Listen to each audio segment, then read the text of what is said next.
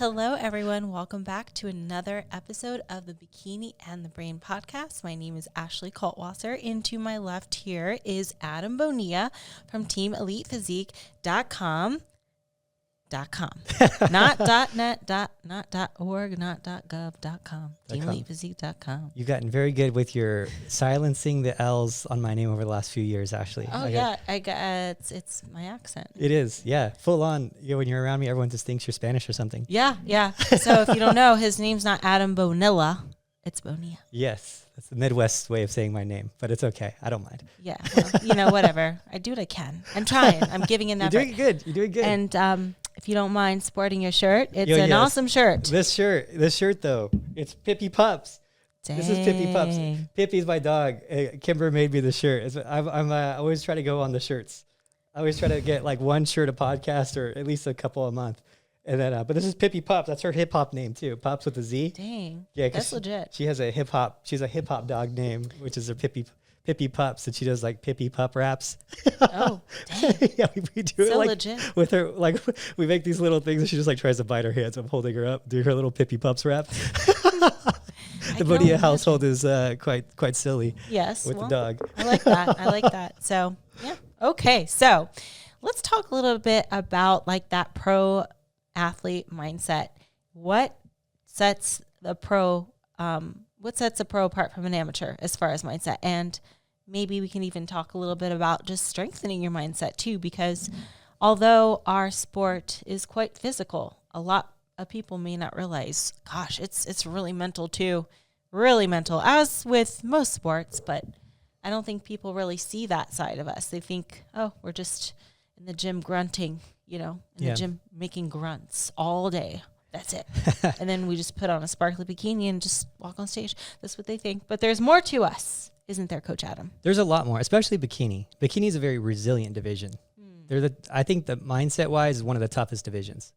Yeah, it can screw with your mind for sure. Yeah. For sure. But it won't screw with our audience's mind because we're going to teach you to have that pro athlete mindset. That was a good segue right there. Oh, yeah, segue.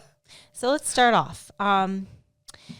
I think in the sport or any sport or even life in general, I think it's important to ask yourself, what is the goal? What am I trying to achieve? And how do I get there? So I'm a big believer in setting very realistic goals, or I should even say smaller goals, and work up to bigger ones. So although I think it's a lot of people might think it's great to have the goal of, I want to win the Olympia one day. You got to ask yourself, well, what does it take to get there? And maybe I should set smaller goals along the way, because Lord knows how long that could take, Yeah. That's it. That's all I got. Yeah. Yeah. No, I think that what I run into a lot with amateurs is they set these huge goals like you're talking about. I want to win the Olympia. And I'm like, well, what have you done so far? Like, what have you done so far to even get you one step closer to that? Because if you look at the Olympia, I think, you got to look at, okay, I want to get to the Olympia, which is what a lot of people want to do. How many steps will it actually take to get you there? 1,000 steps, it's a long pathway. So what are you at? Let's look at step number 1 and how that gets you closer to step number 2. And let's look at, are you getting closer? Are you going step 2, 3, 4, 5, or are you going step 10 and then going 9, 8, 7, 6, 5, 4, 3, and I'm going to go back up to 3, 4, 5, and then the next time you get to 11 versus just continually graduating and going up the steps more and more and more. And I think that's where a lot of people have the issue is setting, maybe like you always say, I try not to set goals that are too big. I like small goals. Instead of setting a goal from step 1 to 1,000, you set a goal from step 1 to 10 and then 10 to 20 and that type of thing. Right. Because if the goal is too far away, it can be very discouraging, First off, because it's kind of like you just go willy-nilly until you hit the goal if you don't know what you're doing in between until you set these smaller ones. But we see so often in the sport, people that are used to winning, in high school, maybe they were a popular cheerleader. They just were the superstar at everything they did. And then when they get to this sport, maybe that doesn't translate as well. And a lot of people get discouraged, they get disappointed, they get salty, and they just drop off.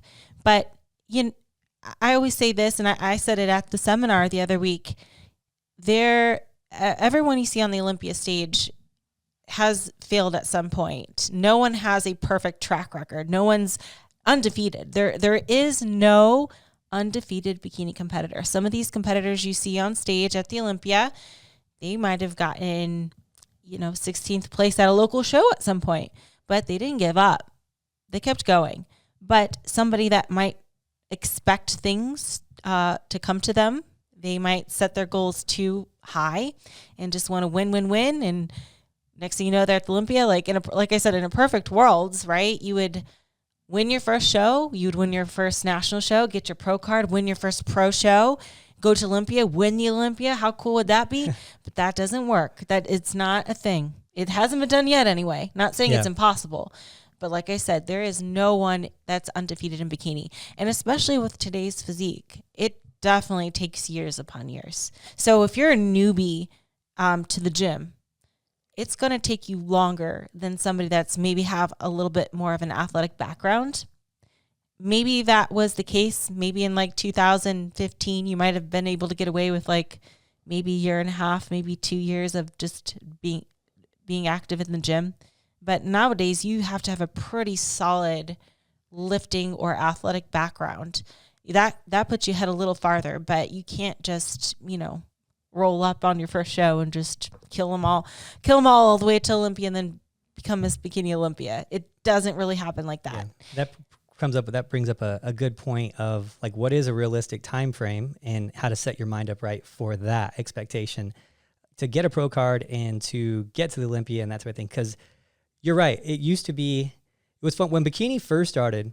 It's funny, like as coaches, because, bikini was just, so like the very first year it started, no one knew about it still. There was a lot of people in the general fitness population that didn't know about it.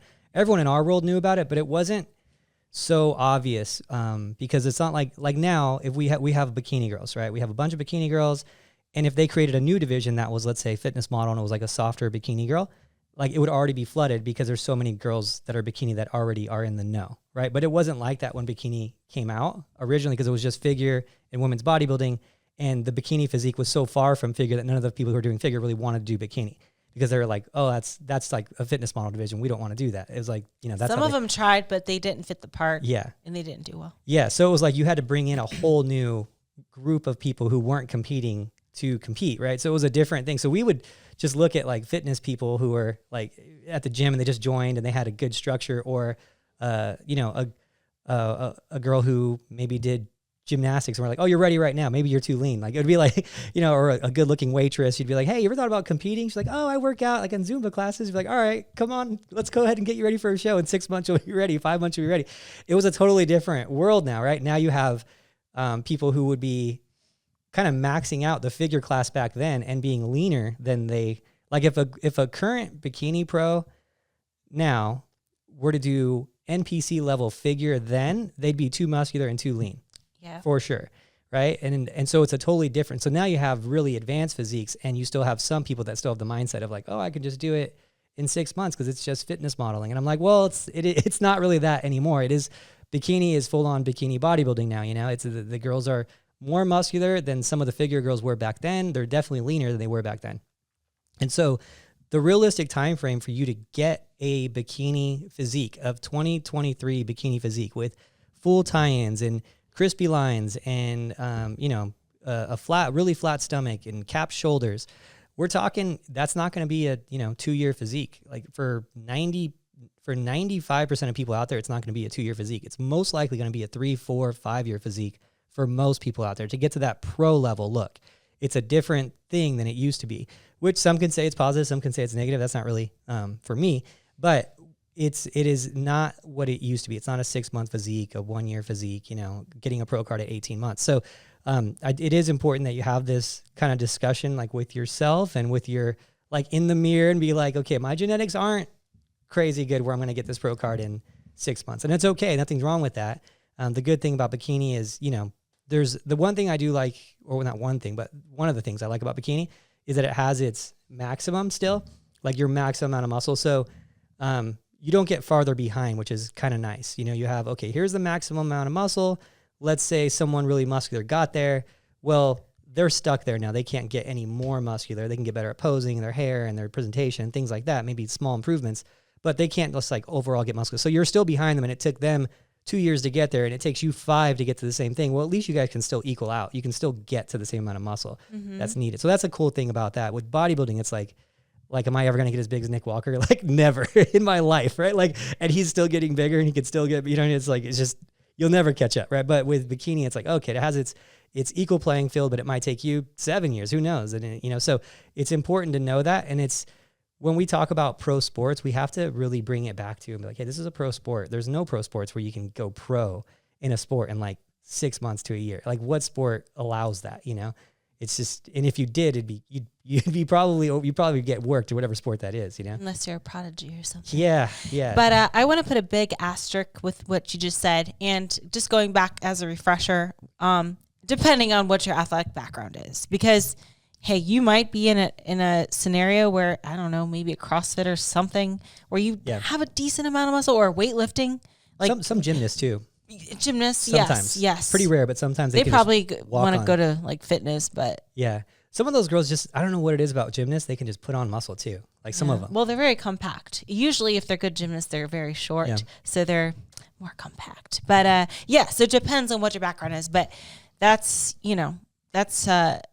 going to depend on your sport. I mean, from my experience, and again, this was years ago, like over 10 years ago, I came from a track background, and I already had enough muscle needed at that time coming from track to compete in bikini. I just had to get leaner. So it all depends, but I definitely couldn't pull that off these days. Like, I could not walk on stage like with my winning physique from 2013 and even get a pro card these days. It is much different. Just like you said, it's a whole different playing field. So, I think some people they might come across like YouTube videos from years upon years ago and think that's kind of the norm and girls look like that. And nope, you got to stay current. Bikini's always changing, posing, suits, physique, everything. So the bikini of today is not the bikini of 10 years ago. And I'm well aware of that too. Sometimes people try to like say something like, yeah, when you won the Olympia, you wouldn't even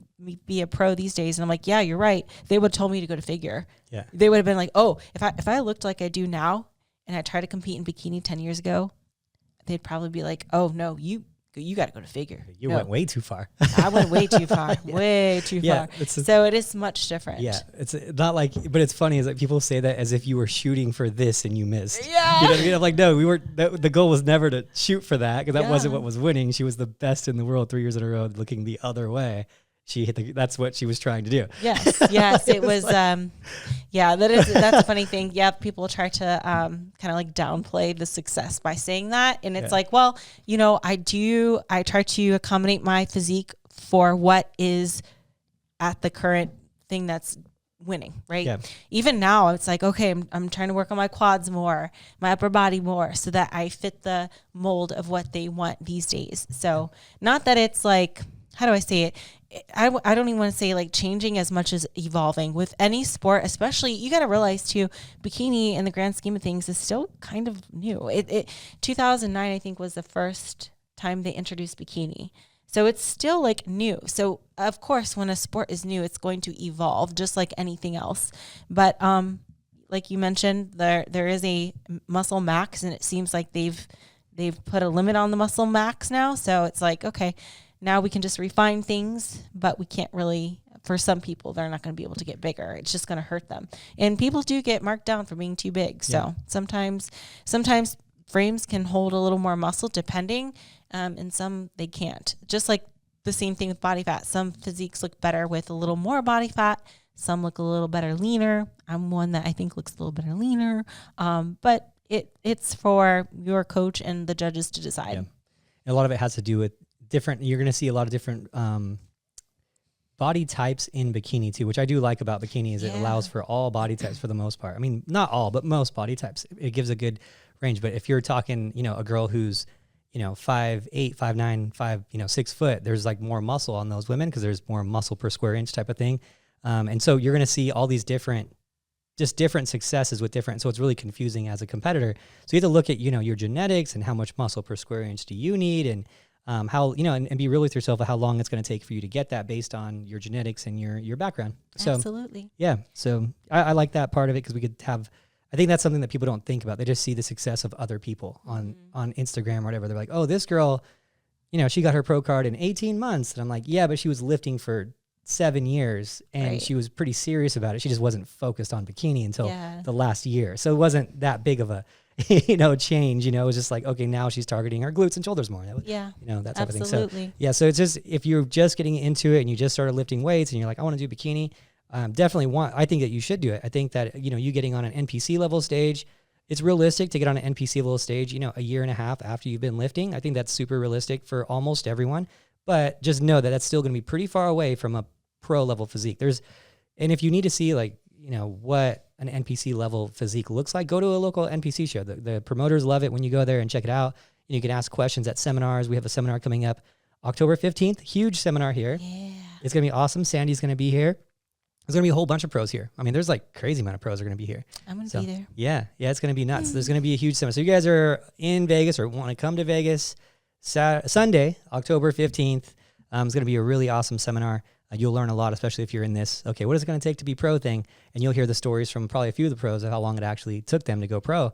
But one of the things that we've also seen with the pros that over the last few years is they've kind of worked up in their muscle to the current standard. So you could see, like, if they were to bring the muscle down, the pros would meet that standard too. Something I forgot to mention when you were talking about when you were winning the Olympia, you were a little smaller, but it's like, well, the pros that we've seen over the last 3 years that have been around for 5+ years, they've worked up with the standard and then they could work back down if it changed. So it's just kind of cool to see how the pros are always evolving and staying with the sport, you know, and staying with the current standard. So yeah, I hope we have a lot of our listeners come to the thing on Sunday. That would be cool. We want to meet you guys. Yeah. Oh, I met a girl on, it was funny. I met her 2 days ago at the Westgate, and she was such a huge fan of the podcast. And really? Hi, girl from Westgate. Yeah, I forgot her name, but shout out. Yeah. But her husband screamed out to me. She's like, I love you guys have given me so much information, and I'm so helpful. It was that. Yeah, but that's so cute. Yeah, it's cool. I love when we get to meet people out there. So I hope you guys do come on Sunday. And we also have a glute camp before. Yes, as well.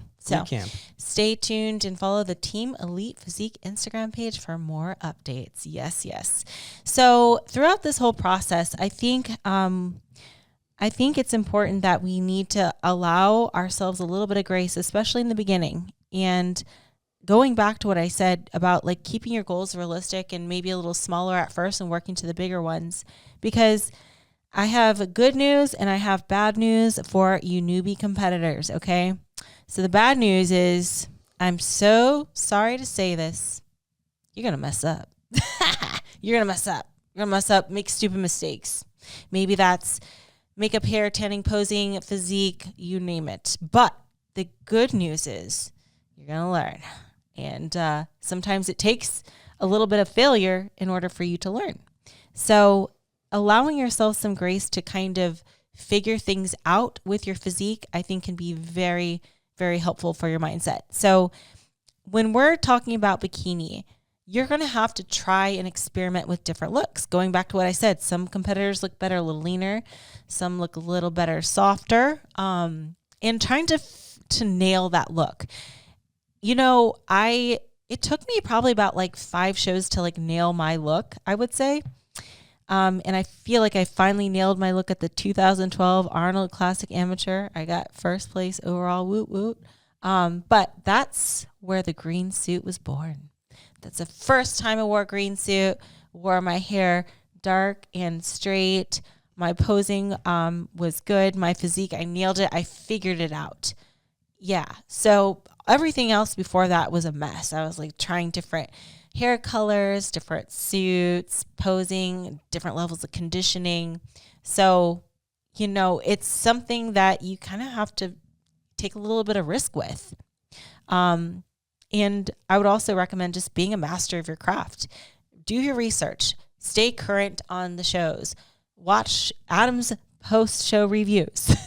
And you might learn a little bit of something of what they're looking for and what might look best on you. So you kind of do have to, like, you know, play around with your look a little bit. And it can be scary. It can be really scary. Sometimes you're going to be like, oh man, I don't want to get soft or what, you know, but maybe it looks better on you, depending. Yeah, I think that that's a huge thing because you're going to see some competitors like you who come in a little bit harder that just look better harder. And we've tried coming in a little softer, a little fuller, and they don't like it as much, right? And you're going to have some competitors that go the opposite way. They come in a little bit harder and they don't like it as much. So you're going to have to, experiment what looks best on my physique. Obviously, if you have a coach who's experienced, they could probably figure it out for you a little bit faster. But that's the thing about bikini is you're going to find your margins of what is best for you. You maybe sometimes overfill and try to really fill out and see how you look there. If the judges love it, then great, you figured it out. If they say it's too much, then you scale it back a little bit, and then you scale it back a little bit more until you find that perfect look. And you get in front of some of the judges that are going to be judging the shows that you want to go to. If one day you want to be a pro and you want to win pro shows and get to the Olympia, yeah, it might make sense to go to Utah and go to in front of Steve, to go get in front of Sandy or Tyler and Ettila and all these, Tarek and Tamer, these guys who do those big shows and get some real feedback from some experienced level judges that are judging the shows that you want to do. And I think that that's really helpful. And as a coach, when I get feedback from those judges in particular, it's very helpful for me of what they're going to be seeing because it's what they like, right? I have my opinion and I have my experience of what I think will work good on your physique. But in the end, it's not my call, it's the judges who are making the point. So if they say, Sandy's like, hey, she needs to be this, that's what that girl's going to be, because that's who's judging the actual thing. Right. So, it's super helpful, and it's helpful for you too, because, it's pretty much a matter of fact, like when you get in front of them. So I always say, it might take you a little bit more travel, to do that. We do team shows specifically for that. So we can have, our athletes, like we have like team shows throughout the year. We have like a big group of people and we'll have our coaches at those shows, but we usually will line those up with shows where those judges will be at too, so we can get some good feedback. Your team might do the same thing.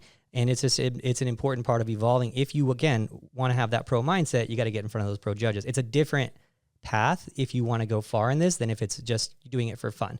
So as you could see, all these little things make differences, like who you get in front of, how you're getting the feedback, how far you're going in the off season, things like that. So I like this podcast because it shows the different avenues for serious people versus people who are doing it just for, bucket list type of thing, which I think is awesome. I'm not knocking the bucket list people. I think the bucket list thing those are sometimes more fun than the serious people because it's like just fun. It's just like it's like a relaxing thing. I was talking to my buddy James about it. He's like, man, sometimes just going to an amateur show where no one really cares about going like pro and they're just there to have fun is just like such a different pressureless thing, right? And I was like, yeah, dude, we're all the same. We all think when you're out there just, having fun with it versus like, hey, I'm here to win. It's just a different mindset, right? And so yeah, we all have those days. But so you should do it if you're just bucket list. But if you want to go pro, different path. Right. Absolutely. What I love about the sport too is you get to learn your body so well. As you compete more and more and you go through different peak weeks, you're going to notice different things like, oh, wow, I get bloated when I eat this. Or, oh, wow, like when I train 2 days before a show, I get inflamed, whatever the case may be. It's like you do it so much, you become so in tune with your body. And wherever this path takes you, you can kind of learn so much about yourself that you would never have learned if you didn't go through this prep process. And we always encourage somebody to do at least one show at some point in their life because it's going to teach you so much about what hard work actually is. So regardless of your placing, you can always take from the competition like, wow, I gave it my all.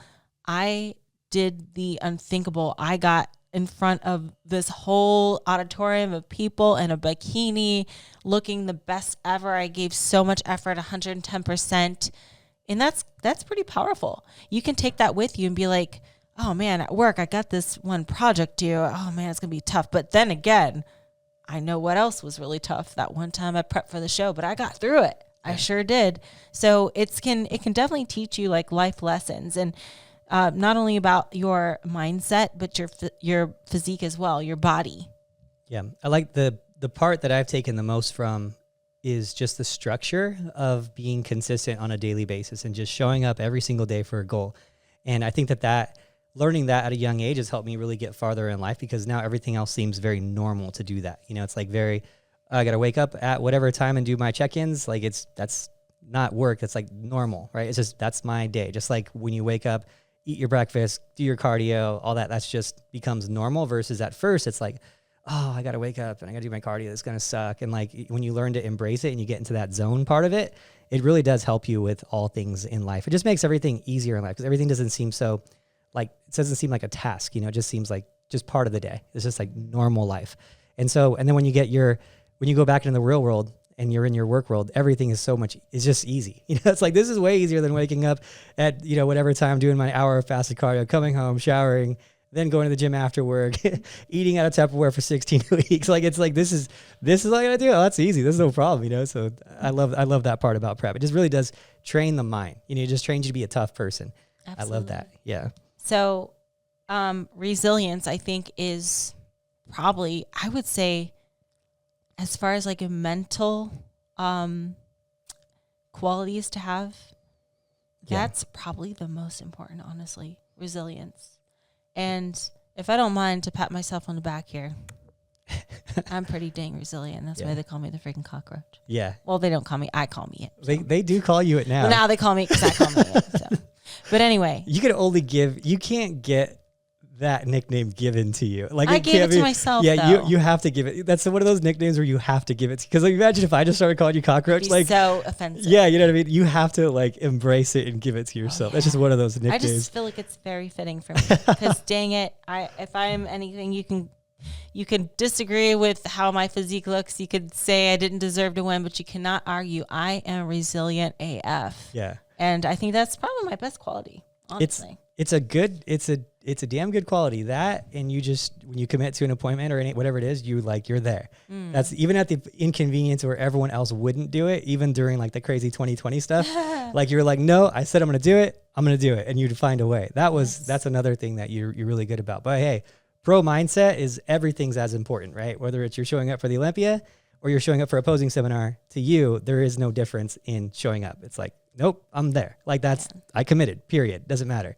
So that's kind of a cool thing too. But yeah, I will say the resilience thing, I mean, if everyone was as resilient as you that I ever coached, man, I can't even tell you how many pros I'd have that are active, you know, but I've had so many girls that had potential. They might've gotten beat in a show. They might've had a bad off season, little things like that. And then they're just gone, ghost, right? You message them, hey, how you doing? Hey, how you doing? Just ghosted, right? You just don't hear from them ever again. And this could be, you know, they just got fourth at a show, right? And they're just beat up from it. Man, it's a different thing. It's so much goes past just the body, you know, like the resilience thing, like you're talking about, the dedication thing. Like everyone just thinks, oh, it's just working out and doing a show and eating good during the season. I'm like, no, there's so much mental toughness that goes into bikini. Yeah. Because the self-doubt that gets put on you is everywhere. You know, you losing to someone you think you visually look better than backstage. Like that happens all the time where you're backstage with someone, you're like, oh, I got this show. Like I'm going to smoke these girls, right? You see them, maybe the girl's a little soft in the glutes when she's walking, but when she hits her pose, she looks awesome, right? I see that all the time. Like there's a difference of an awesome on-stage body and a backstage body. Like we call it a backstage body. We'll be like, oh, that girl's got a good backstage body. And it's not that common to have an awesome backstage body. When you see someone pop backstage, you're like, whoa, that girl's going to be trouble on stage if she looks like that backstage. Some girls just transform on stage when they're hitting their poses, and backstage you're like, oh, I mean, she's fit, but she's not like, whoa, like, you know? And so you'll see this girl backstage, and then you'll go on stage and you lose to her, and you're like, how did I ever lose to her? Like, I look so much better than her. Well, maybe your backstage body looks just as good as your onstage body, but her onstage body is like way better, right? So in the real world, yeah, you win, but on stage, she's posing better. She really hits everything. And then that's really frustrating. So sometimes girls will come back and they're like, I was so much better than her. You know, I saw her like the whole time and her legs were a little bit soft, her glutes were soft. How do I lose to that? And then they quit, right? And I'm like, no, so much goes into this. It's not just, you know, a little bit of softness in the glutes. It's the posing. It's everything that you don't see when you're on stage next to her. You only see her backstage. So you just run into these things where I've had so many girls with just awesome structures and awesome muscle bellies and, you know, everything they need to be a top competitor besides the resiliency. And it's just, you know, you can't train resiliency. They either got it or they don't, or they want it or they don't, you know? Yeah. And you're going to have to want it more than the pain of losing because you're going to lose. And I think that that's important that you say that. You're going you're going to lose. Yes. So get over it now. Yeah. Because you're going to lose. It's humbling. Yeah. Humbling. Mm-hmm. Yeah. And I think what the hardest part is, sometimes what hurts the most is whenever a competitor does all the right things and maybe takes the judge's feedback, works on it, and still doesn't do as well as they hoped. Or maybe in their opinion, even on stage, they thought they looked better than the other competitors, but maybe it isn't until they find out from the judge's feedback, oh, maybe they were just like a little bit too lean, or if there was a body part that was just kind of hard to overcome seeing. So having how you see yourself isn't necessarily the same as how the judges see yourself. And even, I would even go as far as saying your coach, because your coach is going to hold a little bit of bias. Sorry, Adam, but you will. Oh, for sure. It's impossible not to, yeah. Yes. Just for the plain fact that you know that person or you're close with that person, you're going to automatically kind of favor that person a little bit more. And it might not make sense to you. And sometimes even it could be that it sounds silly, but the other girl might have even just shined more that day. And you can't put your finger on it. And maybe it's hard to explain from a judge's standpoint, but maybe the other girl just stood out more for whatever reason. And it can play with your mind. Yeah. It can play with your mind. And it can play with your mind because in bikini, there's a little more gray area than the other divisions, obviously. So you could think that your conditioning is perfect, but then you stand on stage, everyone else is super soft. You're the only one that's even decently conditioned, but now you look overly conditioned compared to everyone else. So it's like, who shows up? So in the sport, it's frustrating a little bit because you cannot control who shows up, how they show up, how it's judged. The only thing you can control is yourself. So that's all you can do, is bring what you perceive to be your best. Although it might not translate to the best once you step on stage, and it can be frustrating. So I can see where the frustration comes with bikini. And, I've had my fair share of disappointments too. And then I got to remind myself, it's bikini. Yeah. The most volatile of all divisions, it's bikini. So you just got to take a step back and be like, hey, you know what? I gave it my all. And I always like to use this as well. Take a zoomed out perspective. Like, you know what? I'm healthy enough to compete. I'm financially able to compete. I'm doing what most people only could dream of doing. I'm doing it. So no matter where I place, I'm doing okay for myself. Yeah. It's an interesting thing, right? It's a super humbling experience for so many girls. And I think that can't be really overstated, because it's a real punch in the gut when you feel like, especially when you're at your gym and you feel like on top of the world because you look so good. I've been in that position where I'm like, I look great right now at the gym. Everyone's complimenting me. I'm like the fittest guy here at the gym. And then you get to the stage and you're like, oh, I'm like, hope I get fifth.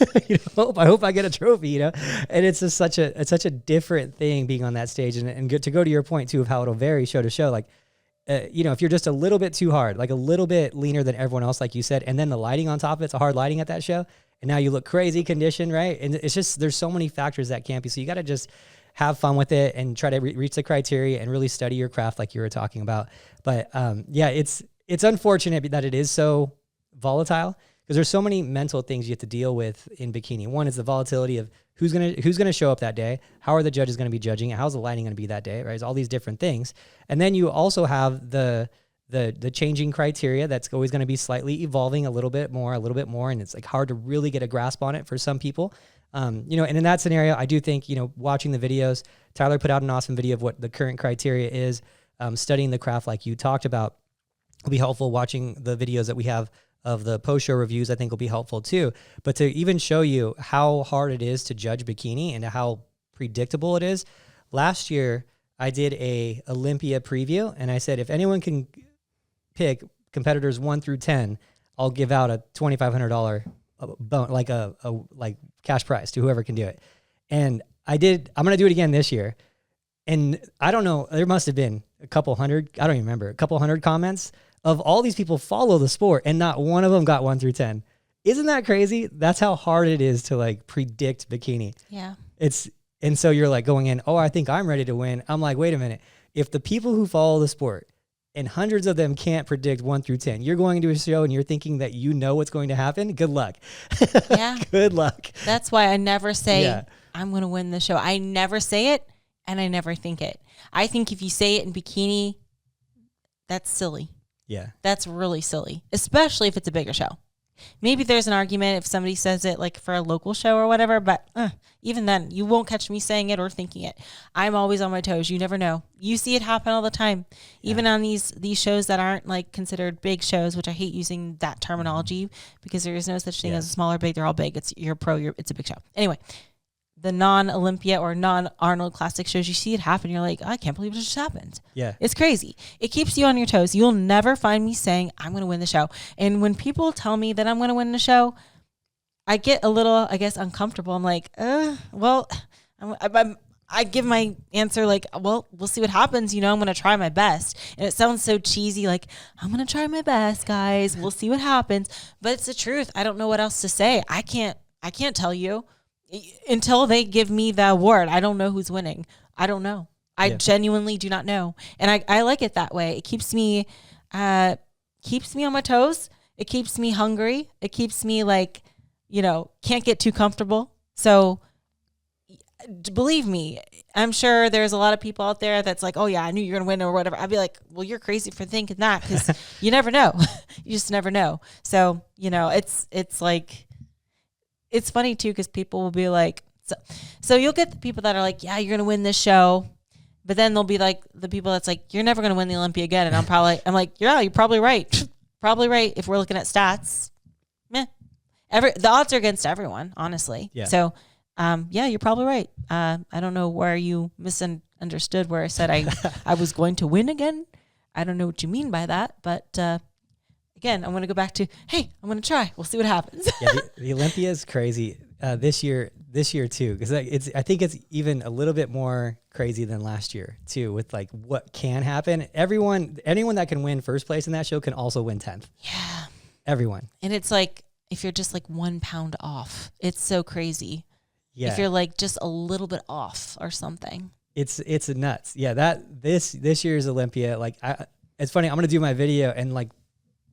Literally, like if I really gave a good prediction, like a true prediction, I'd be like, she could be win first, but she could also win 10th. Like there's so many of those that it's just a wild thing. So it is crazy. And and then there will be those competitors that come in with like a lot of momentum or like a lot of hype. And you're like, oh yeah, they're definitely going to be like 1 through 5. And you don't even see them like in that call out. You don't even see him in the first call and you're just like, what happened? There's always so many upsets with bikini and it makes me so nervous because I can't. It's like it's that time of year. It's an exciting nervousness. Yes. Yeah, man, that's crazy. Yeah, so I always say like, Adam, I'll try to make you proud, but I don't know what's gonna happen. Hey, I'll try to make you proud. It's bikini, man. 33 days. We'll find out. 33 days. Isn't that crazy? That is crazy. Oh my gosh. 33. Yeah. What a wild trip. We'll be out there early this time too. It's gonna be fun. Yeah, I'm excited for it. How are you feeling? Good. I'm just so in the zone, I guess. I'm so like, I got the blinders on, as you can say, and I always get extra nervous for the Olympia. A lot of pressure. Yeah. Lots of pressure. So yeah, just like so crazy how much I think of it throughout the day. It's like once I start prep for Olympia, it's the first thing I think about, the last thing I think about before going to bed. I think about it with every meal. I even had my first contest nightmare. Did you? Let's. I dreamt that I was in shape. I was looking good. I got my tan on, my suit. I was ready to go. But oh look, I forgot to do my hair and makeup. So I was like trying to rush to do it like really quick, and I was going on stage in like 5 minutes, and I'm like, oh crap, oh my god, shoot. Is it ends up looking like Mimi from? Well, I woke up before it happened, because then at that point I'm like, there's no way. I would never do that. I'm not that irresponsible. Yep. Do you ever catch yourself in a dream and you're like, there's no way. Nah, this isn't real. So then once you realize it's not real, then you wake up like, oh, I want to end this now. So then you wake up. Does that ever happen to you? Do you realize like, oh, there's no way? Sometimes. Yeah, I've had it happen before. Like just weird one-off things. I've also had those funny dreams where, like I've had them with, like Kimber's told me too before. She's like, I woke up and you're with some girl, like something like that, like where they're like joking about it. I'm like, hey, I'm sorry, was it real? Like those ones, I've had those happen before too. Or I've done it with Kimber before. I'm like, hey, I had a dream, you just left. You just went up and left one day, and it's like still gives you that feeling though. You still like wake up with that feeling. Yeah. But no, I haven't had too many when it came to like the show stuff. Luckily, I just have a hard time sleeping more than anything, like before the big shows. Like the Olympia, I don't expect to sleep much that week, but that's just normal, you know. It's just a normal thing. Sometimes I'll sleep like a baby though. Like it's weird. Like the day before, I'm like everything's just done, and you're like, and you just have like a great rest. But yeah, it's a different beast. That one, Definitely different beast. So oh my gosh, 33 days. I'm like, now I'm like, oh my gosh, I hope I'm gonna be ready in time. I always think that way though. I'm always for Olympia. I'm just always like, oh, let's hope I can get ready. Yeah, you're in a good spot. You're in a good spot right now. So, but that gives you to another good segue is adaptability, right? Adaptability. You got to change with the times. You Yeah. got to change with the times. It's changing or evolving, I should say. We don't want to use the word change. Evolving. Little tiny things. It's, you know what? Even with the posing, it's so funny because you can even look at posing from like 2 years and be like, oh, they don't do that anymore. Crazy, Nope. right? That you can almost like time, like accurately like time when that posing was. Like, Yeah. oh yeah, that looks like 2020 posing right there. Mm-hmm. Yeah. You know, so it's funny. Even those little things, styles change, bikinis, hair, makeup, everything. Like even this year, I noticed like, you know what the trend is with makeup is that pink eyeshadow and stuff. Yeah, I've I seen a lot noticed. of I was that. like, oh, that's a thing. I don't like doing that for myself though.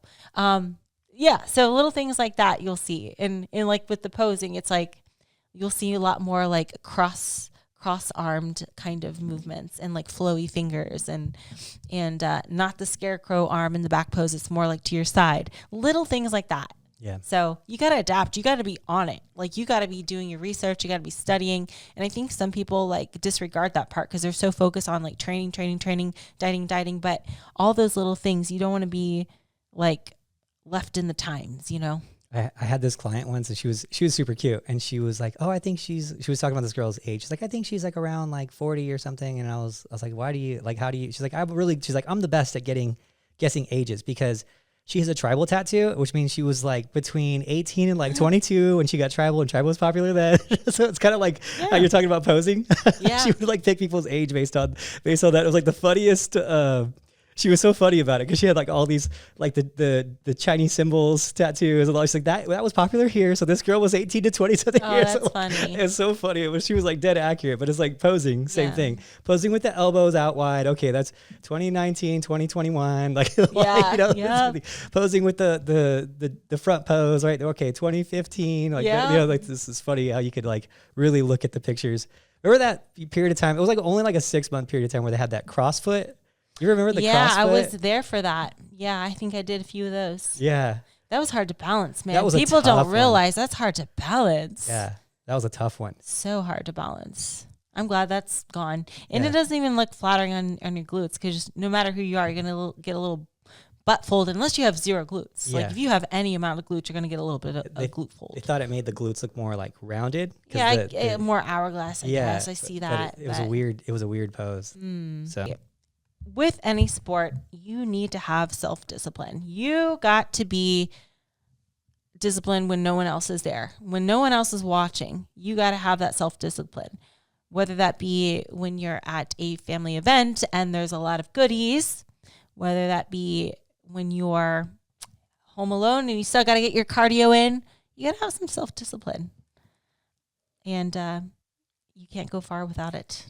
Unfortunately, sorry guys. no, that's pretty much it. Here's the thing about the discipline. You're going to have days where you don't want to be disciplined. That's the thing about it. But you got to be disciplined on the days that you're not disciplined. That's the really hard part about it because our sport is just really unforgiving when it comes to the discipline part of it. Because a lot of people will go into our sport where they say they want to be a pro, but they don't have the discipline mindset like the whole year, the pro mindset the whole year. And I think that in the end with this podcast, that's what we're really getting to is the pro mindset is the whole time. It's, you know, you can have degrees of intensity, like Ashley's super in the zone right now for the Olympia, but it's not like she's not in the zone to the point where she's just doing whatever she wants when she's not the rest of the year. So that's what we're trying to get to for most people is, yeah, when you're doing your show, your national show, your whatever, you're super in the zone. But when you're not doing that, you're still like in fitness. You're still doing it, right? You're still doing contest related stuff. You're still taking it seriously. It's not, okay, I'm in the zone for a show and then I'm just not doing, I don't even care anymore. I'm just living balanced type of thing, right? There's not a pro sport out there where you can live balanced and be the best in the world. It's just not the case. You know, you don't see, you know, NBA players, football players just completely eating whatever they want, doing what they want, not working out, these types of things. But in our world, we kind of do that. So in the end, it kind of comes down to your discipline all the time. And so the problem with our sport is really unforgiving. Yes, right now, Ashley is 100% in the zone. She's going to get 100% of the results. When she's not 100% in the zone, she's like 90% in the zone, but still pretty much 100% on her meal plan, like really close. A snack here and there, but it's not far off. The problem in our sport is that we'll have people who they go 100% in the zone when they're getting ready for a show. And then off season, they're like 70, 60% in the zone, but then they're like 50% on their diet. And they still expect 100% of the results. And I'm like, no, if you put in 60% of the hard work, you're not going to get 60% of the progress in our sport. It doesn't equate that way, unfortunately. Usually it means you're going to go backwards quite a bit if you're going 60% on your diet. You're probably going to gain more body fat, and then it's going to be harder for you come showtime to be 100% in because you're starting from a really high starting point of body fat. So you ending up better than the last time, it's probably not going to happen. You're probably just going to transform to where you were last time, if you could even get there. So the discipline is the hard part, is because the days that you don't want to be disciplined, the days that you want to have more fun, if your target is Miss Bikini Olympia, you're going to probably have to sacrifice some of those days, unfortunately, just like any sport. Anything you want to be the best at is going to require some sacrifice. Unfortunately, a lot of people doesn't put that together. They don't put that together. They still think, oh, I'm just going to be balanced. I'm just going to have fun. And then when it comes showtime, I'm going to be serious again. And I'm like, that's great if that's what you want to do for health and fitness and to compete. But if you're saying, I legitimately want to be the best in the world, it's a different playbook. It's a different thing 100% of the time. Yeah. Absolutely. It's going to be inconvenient and you got to expect it. And some days you're just going to be like, oh man, this sucks. Like I just want to be normal for a week or whatever. But depending on what your goal timeline is, you likely can't afford that. And you're going to have to just suck it up at some point and be like, well, I got a show in 2 weeks. I cannot do this. I cannot stay out late. Sorry. Take a rain check. Let's do it after. I think a lot of people expect it to be convenient because in our modern day, everything is so convenient for us. But prepping for a show is not going to be convenient. There's going to be times where, even like last weekend, you were like, hey, let's go to a magic show. And then you said it started at 7:30 and I probably was doing the math. I wasn't going to get back to 9:30. And I know, that's cutting into my sleep a little bit. Yeah. And sleep is so important to me right now. So I got to skip out, even though I wanted to go. So that's my example, but it can relate to so many different things. So there's going to be times where you're going to feel like you missed out a little bit. Try to make up for that, obviously, when you're done competing, but sometimes it's just going to suck, and that is what it is. This is the life you chose. Yeah. And I remind myself of that sometimes. Sometimes I find myself complaining and be like, oh man, I feel like crap right now. Oh my gosh, I just want to take a day off. And I'm like, wait a minute, hold on, back up. I chose this. I should stop complaining, and I have it better than most people. So what am I complaining about? And then on to the next. All right. Got to switch that mindset up like a light switch from negative to positive. Yeah. Mm-hmm. Well, we always do a magic show after the Olympia. Yes. We went with Phoebe, but she's on a different schedule than you. We went with Phoebe to that one. It was a pretty fun one. There's a whole bunch of we'll get our magic shows in after the Olympia. It's always the option after that, right?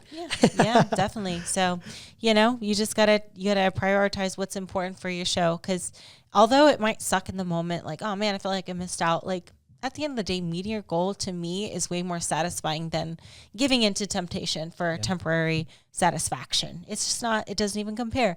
It blows my mind how people will like value pizza and beer on the weekend more than meeting their goal. Like to me, meeting my goal tastes way better than pizza and beer. Beer is gross anyway. Gross. Ew. Pizza. But you get the idea. Yeah. Like to me, I'm like, meeting my goal, it's so satisfying. Just like after a show, sometimes people be like, what's your cheat meal? And if I won, I'll be like, my cheat meal is this big fat W. Yeah, I'm full off this W. I'm satisfied off this W. And I think I'll take a shower and go to bed. Maybe eat a protein bar or two. But like, my mind isn't like, what am I going to have for a cheat meal? It's like savoring like the moment, if that makes sense. And if I have another show coming up, I'm like, what can I do at this moment to better prepare myself for the next one? So I definitely don't want to backtrack. To me, most of the times I don't even have an appetite after a show. Honestly, it's just, I'm just like full of adrenaline and serotonin. I'm like so happy.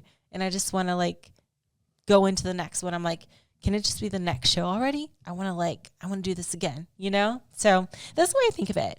Yeah. I think you're right about it. When you really think about it, and that's kind of where I got to my mindset too. Even now, it's just, I think I look at the work that of cheat meal is and the moment of satisfaction of how much there's actually there, because it's so short. You know, you look at like these, like if you look at a pizza, you're like, how long is this gonna last? Like 20 minutes of eating this pizza, which it's good tasting for the first, you know, it's good tasting the whole time, but it's really good tasting the first like 10 bites, and then it's just, you're just finishing it, right? You're just finishing it. So, but then how much actual treadmill work is this, or how much actual activity is this for what it's going to do? Like, was it worth that? Was it worth the effort it took to get that off of me? And it never, if you think about it, it's like, man, it's such a high price for that pizza. It's like days of work to get that, just the pizza off. Right.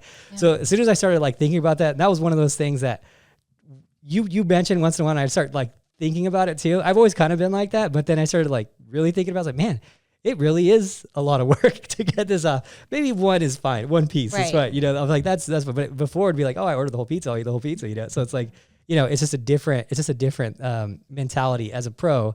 When you're doing something, you have to think about the work that it takes to get it off. Right. Absolutely. And so, yeah. And what's your next goal too? Yeah. Yeah. And that's, I think if you have your next goal weighed into it, like you talk about your shows, you doing the next show, then you're definitely not going to make that next show harder to prep for by just enjoying the next, 20 minutes. You know, it just doesn't make that much sense. Absolutely. I've been using this quote a lot this year, and it just like really resonates with me. Like anytime I feel like in doubt of like, is it worth like doing, or, do I have to do this? When I question myself, like, do I have to, like, is it going to make a difference? This is what I've been saying to myself. In order to be someone great, you have to do what others are not willing to do. You got to go above and beyond the norm. You got to not only do what's on the plan, but then some extra credit. So always think of it like that. You're, of course, not typical. You don't want to be normal. You don't want to be regular. You don't want to be average for sure. You want to be great, right? So you have to do what others are not willing to do. Although it might sound crazy, although it's a task and it's not convenient, you want to be great, right? Then you have to do it. Just do it. Yeah. Being great requires you being great all the time. Absolutely. Yeah. Going above the average all the time. Otherwise, you'll be average all the time. That's boring. Yeah. Which boring. Most people are average. Sorry to break the news to you guys. Most people are going to fall in that average bucket because they're not willing to do the great things to get out of that average bucket. There wouldn't be an average there wouldn't be no word average if everyone was great. Great would be average, right? Absolutely. So, but it does take an exceptional effort to get an exceptional result. So love that. Yeah. Love that. So our final point here I would like to make is having a pro mindset and strengthening your mindset also requires having the appropriate surroundings. So I know it sounds corny, but you gotta surround yourself with some positivity. You gotta surround yourself with some like-minded people. That doesn't mean like if somebody is not prepping or has never competed, you just gotta shut them off your life. But they have to be in the know of what you're trying to achieve and what you need to do to get there. Because it can really bring you down if people aren't on the same page as you or aren't aware of what you're trying to accomplish and how to get there. Yeah, no, I think that's a really important thing. Especially if it's someone, unfortunately, especially if it's someone close to you who's always like kind of knocking the sport, which I run into a lot with, especially with, because I train primarily bikini athletes. They'll have an unsupportive boyfriend or whoever in their life where it's like they just kind of knock the sport. Oh, what are you going to do? Just get up there and shake your butt or whatever. And those types of comments, like they just don't support it because I think more than anything, it comes from like insecurity of their own. Like there are girls up there and she's feeling good about herself and she's looking really, really good. And she's putting her pictures out there with more confidence and more in bikinis and less in her regular clothes that she was doing before. And it's just like this insecurity thing. But you got to surround yourself with people, because this sport is way too hard to just come home to something like that, or to have friends who think it's a joke or whatever, you know, because that's the thing. No one's ever going to care about your goal as much as you do. That's just how life is, you know, and everyone who sees someone doing something great, just the natural instinct to them is to kind of, because they're pulling away from them, is to kind of pull them back, you know. Oh, she's, you know, Ashley's being great. She's doing everything she can. She's going farther and farther and farther. That makes me insecure about myself. So I'm going to rein her back in by cutting her down a little bit, because I don't want her to get away, right? So it's like, it's my own security about myself that would cause that. So you just have to remember where that's coming from. And it's really important to find people that want that success for you and just surround your circle with them. Anyone who leaves negative comments about, oh, eat a hamburger or whatever, you know, like that's never been said before. Yeah. Such an original comment. Like block them. Like just, it doesn't require a reply. Just block them. Any negative comment I ever get on my stuff, I just instantly block, and I don't care, you know, and that's just how it is. And I just never going to let myself be surrounded by the negativity or just kind of like fester in it and think about it. And like, you know, and you see those comments all the time. Oh, this, she doesn't look healthy, or she doesn't look this, or whatever, you know. Just the problem is, we'll see someone who will post a picture and they'll have 100 comments saying she looks awesome, but they'll have one that says something negative, and they'll focus on the one negative, right? Versus just like blocking them, getting out of their life. But the same thing in the real world too, is if someone's super negative in your life, you know, you got to tell them, you know, how important this is to you, so they have your support, or get them out of your life, unfortunately, you know. And it's important to surround yourself with, you know, how she's saying, like-minded people, a positive place. Everyone's going for one goal for you. Like here, when you come in, everyone wants you to be the best you could be, whether that means winning again, whatever. We just want you to be the best. Like whatever we could do to support that, we're going to try to support that. With it, Sam, with your workouts, us just all cheering for you. Like everyone wants you to be successful here. No one here is like, oh, I hope she slips up. Like, you know, it's like, we all want you to win. And so, you know, you put yourself in a good circle with that.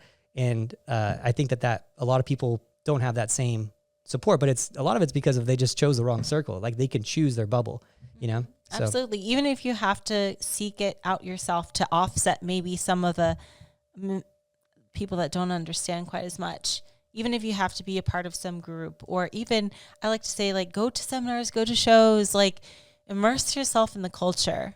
Because I feel for the people that are kind of like deserted, and they're like the only one in their gym that competes, and they're the only person that they know of that's in this culture.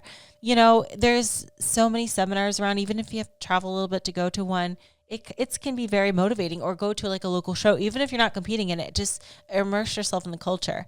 And I think that can be very motivating for people that aren't able to find that motivation at home. So even social media can be helpful in that aspect.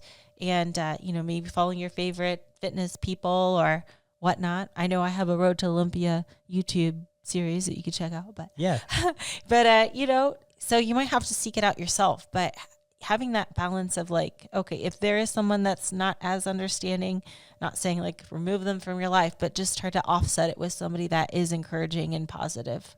Yeah, I think that's a good point there. You know, I think you got that pretty much nailed for today. Absolutely. What do you think? I think that's good. I think it is. Covered it all. Yeah, but and on that too, just guys, look up in your area. Almost every NPC, like local area, is doing seminars now where you can meet positive people that are in the same thing as you. You can meet people at your from your local area at these seminars, which is, we went to one, what was it, 2 weekends ago in Utah. And there's so many girls who like met each other for the first time or having great conversations. Like, oh, you work out here, I work out down the street. And like, they're going to meet up. It's just such a cool thing. And if you need those positive people in your life, like go to the seminars. The seminars are almost in every state at this point, I think. So yeah, look for those. Hopefully we'll see you at ours. And I guess with that, guys, we'll leave it there. Thank you for watching. Thank you so much. We'll see you next Monday. Bye.